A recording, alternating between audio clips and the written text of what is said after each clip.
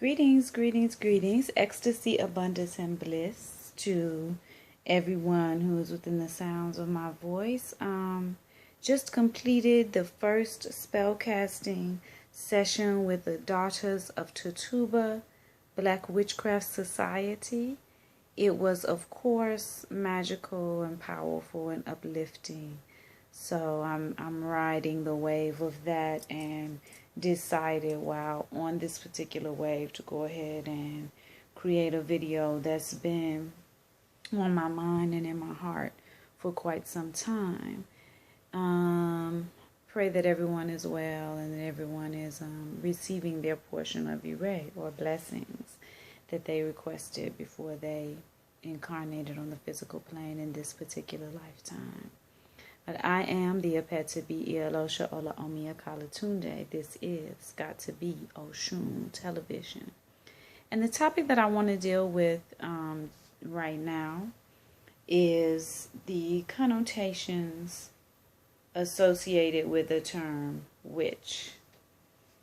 It is very interesting to me that even though they originate from the same spiritual system and from the same path and way of life and way of thinking and being, is that we have very different reactions to the terms witch and wizard. If a man refers to himself as a wizard, that is generally considered a curiosity, something of that nature. Whereas if a woman refers to herself as a witch, this is something that automatically is considered negative, is considered dangerous, is considered satanic, demonic. All of these negative connotations come to mind. And I really think that it is important, or I know that it is important, for us to explore where these particular connotations come from so that we can have an understanding as to why people have the reactions that they have to the term witch and why the term witch became something that was negative. So first of all, let's do the etymology. Let's break it down to its origins. The term witch is Old English in origin. Old English is one of the old High Germanic languages. It was spelled W-I-C-C-E in the Old English language and still pronounced witch, and it meant wise woman. It is as simple as that. That is the original meaning of the word, is a wise woman. When we understand the time in which this term originated, it will also assist us in understanding the connotations or the thought processes associated with it in these more modern times. So during the time that the phrase was coined, or that it came into popular usage, witch was a wise woman. A wise woman is, of course, a woman who knows the phases of the moon and knows how to use them to manifest what she needs as far as her garden, as far as when to make her prayers, when to make certain herbal concoctions, when not to make them. When I was a little girl, and even now, you did not cut your hair, what my grandmother's called against the moon. You did not pull your teeth against the moon. You didn't cut your children's hair or do anything that you wanted to grow back against the moon. You did all of those things with the moon. So you had to have your almanac and know the phases of the moon and, what was going on astrologically just to live your life properly. If we take that back to ancient times, these are the meanings that are associated with what it meant to be a witch or a wise woman. She knew these phases, and therefore she used them to keep her garden straight, to keep her life straight, to know when to cut her hair, cut her children's hair, when to pull children's teeth, when to start new projects, when not to start new projects. This is common knowledge and commonly used knowledge among farming people, among agricultural people, among earth-centered people. which then, of course, takes us into two other words that have that same kind of negative, loaded connotation, being heathen and pagan. A heathen, from an Old English perspective, was simply someone who lived on the heath. So this was just a country person. A pagan just meant someone who lived in the country, lived on the countryside, as opposed to in the city or a more metropolitan area. That's where these terms originated. If you look up pictures of old country women in England, you'll find that they wore black and they wore the little pointed black hats. That was just a fashion. That was how they dressed. So to associate that dress with witch is still to associate the dress with the wise woman. It's the old woman who lived on the heath. She still lived out in the country, and she paid attention to the sight, to how animals moved, to how insects moved, to how plants moved, to how the moon moved, and how all of these things affected her and her life. Nothing satanic, nothing demonic, nothing evil or wicked about that. Now, I'm using those terms satanic and demonic just to make sure that everybody's clear on what I'm saying. But I also have to be clear on that the fact that there is no Satan and there are no demons within any pantheon outside of those pantheons of the book. Those being, of course, Judaism, Christianity, and Islam. That's the systems that deal with that. Now, that doesn't mean that there weren't beings that were the enemies of humankind and that were sent to bring particular types of obstacles into the lives of humans. That's not what I'm saying. Those beings existed in all pantheons and in everyone's theology. But there was no negative equal to the positive head. So there's a positive head, a positive center of the universe. There was no negative that equaled that, because love conquers everything. Positivity and beauty always defeats negativity. So there's no way that negative can be just as strong as positive. It's not possible from an earth-centered, truth-centered perspective. So Satan and demons, those types of things do not exist outside of the connotations of those three spiritual traditions. So that's another thing. When you're speaking, you can only speak from your spiritual tradition. You can't look at the spiritual tradition of someone else and call it satanic if they don't even have Satan in their tradition. It's not possible for it to be satanic. It may be anti your tradition, but it's not possible for it to be satanic if there's no Satan in their tradition. So be aware, be wise. So let's go back to these connotations of the term witch.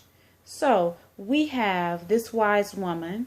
She knows how to use herbs. She knows when to steep her herbs, when to create her herbal teas, when to cut her hair, when to pull her teeth, when to grow her crops, when to pick these things, and when to put these things in the ground. This is the wisdom that she had passed down to her from her mother, which was passed to her from her mother, passed to her from her mother. This is the wise woman. This is the old grandmother. This is the midwife. This is the healer. These were the center points around which life revolved from the beginning of humankind. This was the center point around which life revolved. So when we get to this issue of fear with the term witch, we are actually dealing with the fact that we have been socialized to fear and to demonize feminine power. Feminine power is looked upon as something evil in this society, no matter how it presents itself. It is looked upon as wickedness and evil just across the board. So any negativity associated with the term witch comes from a socialized and taught fear of feminine power. It doesn't come from a space of reality. It doesn't come from a space of harm that has actually been done, but it comes from a fear of feminine power. And I don't care what side of the globe that's coming from. I don't care if you're killing elderly women in Africa and saying that they're witches. I don't care if you're marginalizing and ostracizing women here in the United States and saying that they're witches. Any place in which that is happening due to a learned fear of feminine power. Because all ancient people were gynocentric. And what I mean by that is the lives of ancient people were centered around women and children. Why? Because without the mother and without the child, human life ceases to exist. And if the mother is not kept healthy and whole and happy, she cannot create healthy, whole, and happy children. And healthy, whole, and happy children of each gender become the future of the society. So every ancient society recognized the necessity of making sure that women were secure, that women felt safe and secure and loved and adored and well taken care of. Because when a woman feels that way, she produces strong, beautiful, powerful children. And you could not be weak and half-assed in ancient times. It's only in modern times that you can live life weak and half-assed. Hell, you couldn't even do that in the country where I was from. You know, and I don't mean I'm from a different country. I'm from the country in the United States. I'm from the country, from a rural area is what I'm saying. You couldn't be half-assed living in a rural area. My father had to hunt to feed us. That was 9. My father had 9 children. You had to hunt to feed us. You couldn't be nowhere half-assed and be able to achieve that. So creating a strong, powerful, self-assured, what is the word that I'm looking? Confident person was necessary in order to maintain life.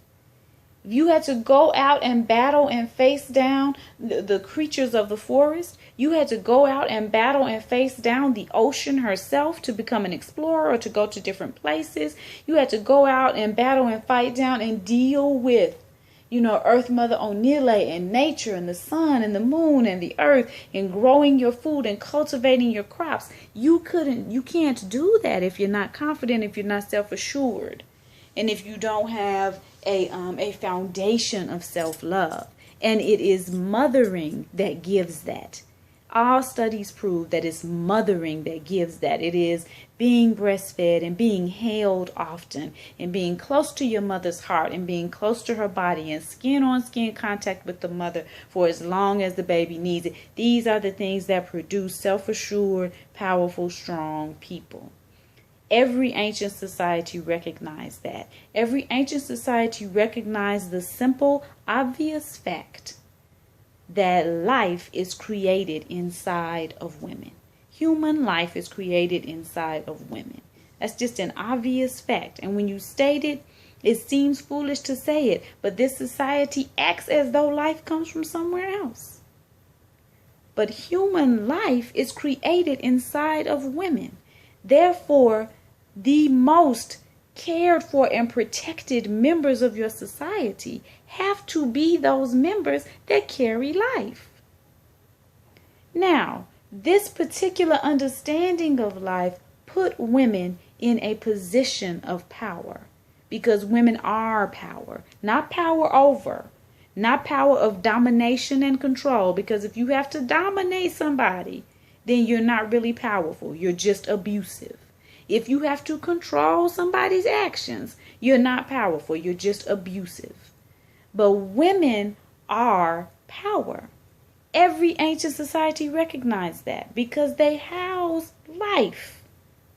And if you are the vessel that houses life, you already see everything differently. You already see into the future and you're already thinking 5 years ahead. You don't have a choice but to do so. So every ancient society recognized that and therefore put women in positions of power and respected the words and the ways and the mores of women and used this as the basis of society. This is why ancient societies called women the mothers of civilization, the mother of life, the mother of the earth, the mother of agriculture, because women created all of these things when they felt safe and secure and well taken care of and were not abused and ground underfoot. So with the need, once we have the rise of Greco-Roman society, and I mean, of course, before this, we have the Aryans coming out of the Caucasus Mountains and beginning the destroy of the matriarchies. And we see this in the mythology of that time, where you first had this goddess that was ruling over everything and making sure that everything was held together by her love, because she gave birth to all of it. And after that, then you have this young male that would kill the goddess.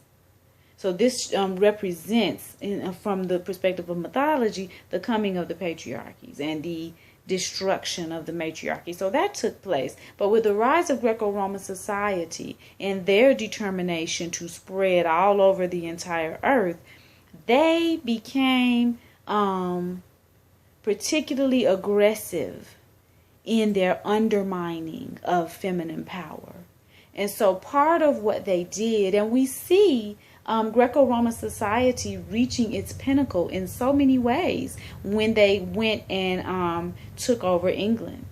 When the Romans went and England, early England became a Roman colony. So you see it reaching its pinnacle there in England, and in British society continued and continues to this day, both in Great Britain and here in America, to carry out this, Roman vision of spreading their culture and their way of thinking all over the earth, or infecting basically the earth with this horrible, destructive way of thinking. So they became very ferocious in their need and desire to destroy feminine power, because once you have taken away that power of the mother and that influence of the mother, then the children are putty in your hands. And you can abuse them and use them and create whatever sort of tool you want to out of them, so that it can be used for your, agenda, as opposed to a child who is going to be focused on fulfilling his own destiny or fulfilling her own destiny. So you have a wholesale campaign, if you would, propaganda campaign against the power of women.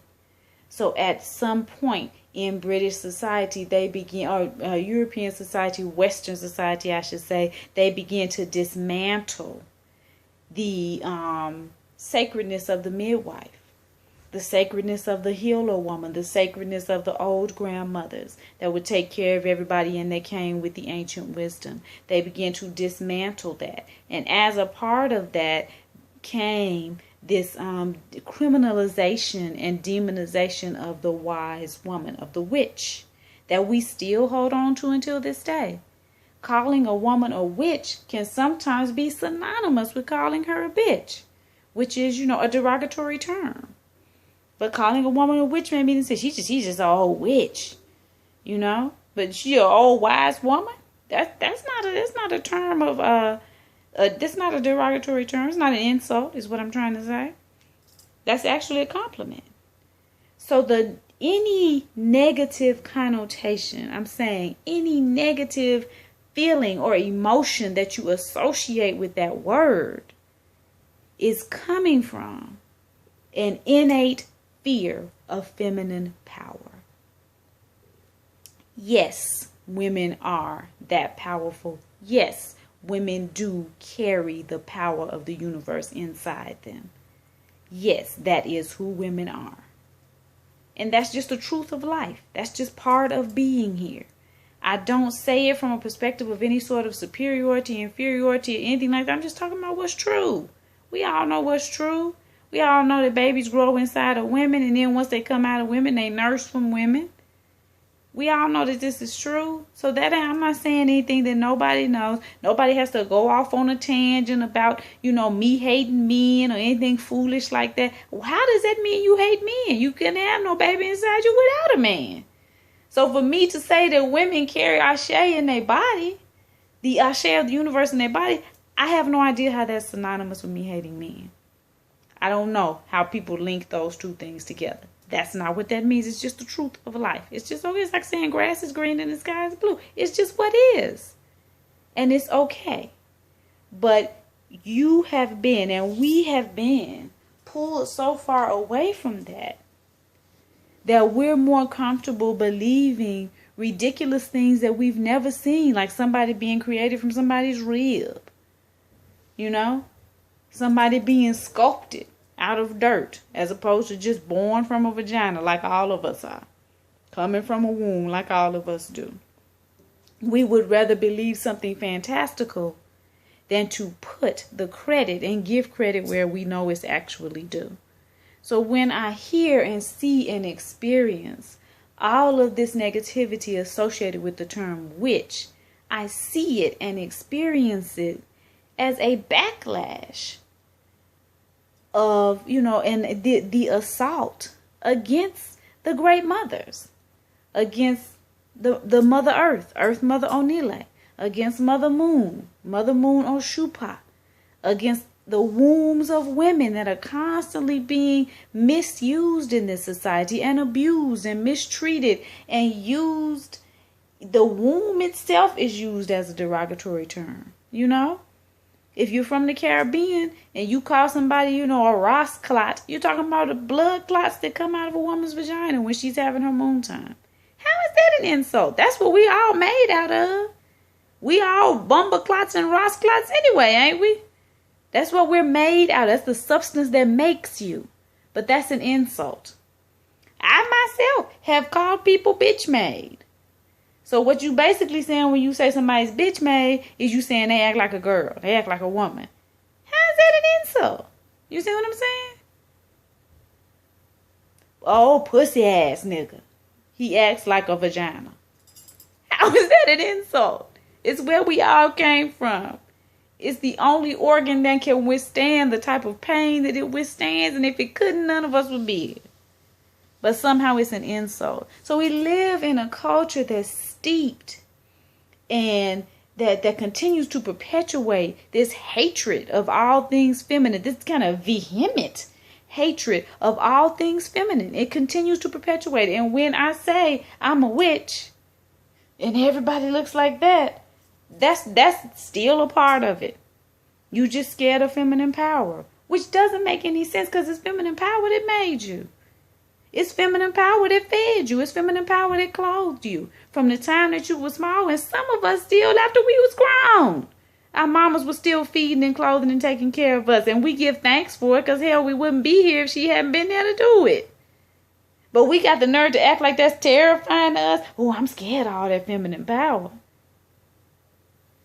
At some point, everybody, males, females, you're going to have to wake up and stop being so blind. Stop allowing yourself to just fall into these patterns. Check yourself and see why do I have this reaction when I hear this word?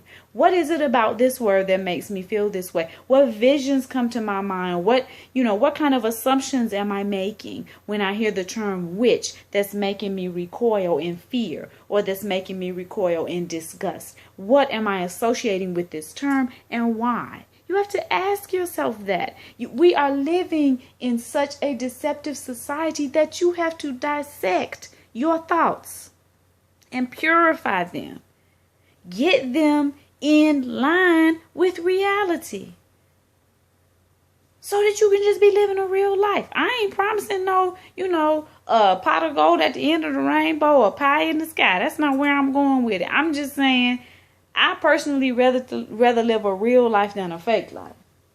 I don't want to be living somebody's fantasy, somebody's twisted fantasy of some abuser, the twisted fantasy of some child molester.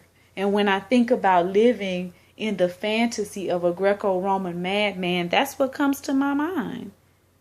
Because ancient Greece and ancient Rome were a place in which child molestation was the norm. The rape of children was the norm. Especially little boys. And so I don't want to live that fantasy. I don't want to live in the mind of that person and be living my life based on what some abusive molester thought, was how life should be. That's not how I want to live my life. I want to live a real life I came to this physical realm to fulfill my destiny. I can't fulfill it if I'm trying to live like, Plato and Aristotle, who had to be child molesters. You couldn't rise up in the ranks like that in that society if you wouldn't. So, it is the night of the full moon. The big, beautiful, glorious October full moon. It is my birth month. I'm about to turn 44.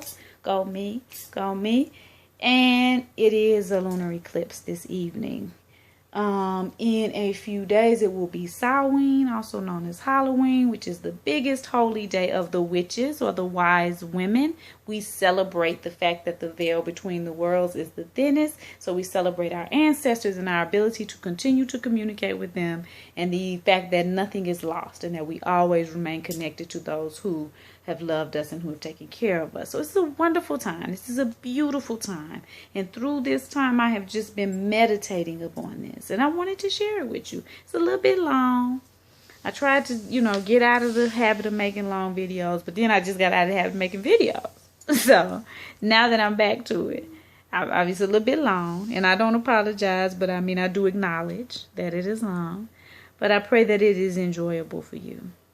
And I pray that this month and this beautiful celebratory time with your ancestors is magical and powerful and uplifting for you and brings you what you need and want, because your desires are important to the universe. The universe wants you to have what you want just as badly as you want to have it. And these are your real desires, not desires that have been created by chemicals or, abuse or strange things that have happened to you. Your real, actual desires. I am teaching part 2 or class 2 of Black Witchcraft beginning on October 24th. It is $50 for 5 weeks of courses. We will learn the indigenous Black origins of witchcraft. We will learn what it means to be, what type of spiritual vessel you are when you are an African woman and exactly what that means. And then we will go over spell casting and how that is unique to us as women of color, as indigenous women, as original women. If you participate in the Black Witchcraft course, then you are eligible to become a member of the Daughters of Tituba Black Witchcraft Society, which is a group of women of color who work together, who do spiritual works together virtually, and soon, I pray, face to face. So the Daughters of Tituba is a $20 a month subscription in which you get discounts on readings with me. You get discounts on my books. You get discounts on the herbs that I distribute. And you would get discounts on other workshops that I'm doing, throughout that time. So that is those are the perks of being members of that society. Then we meet every new moon and every full moon, virtually and face to face, and up on the important Sabbaths of the craft. So that's my little spiel. I am feeling good, riding this wave of goodness, and I pray that all within the sound of my voice are richly and thoroughly blessed. I wish you ecstasy, abundance, and bliss if you are sending the same to me, and I send the lessons of life to those who are wishing me otherwise. All right, Ashe, Ashe, Ashea.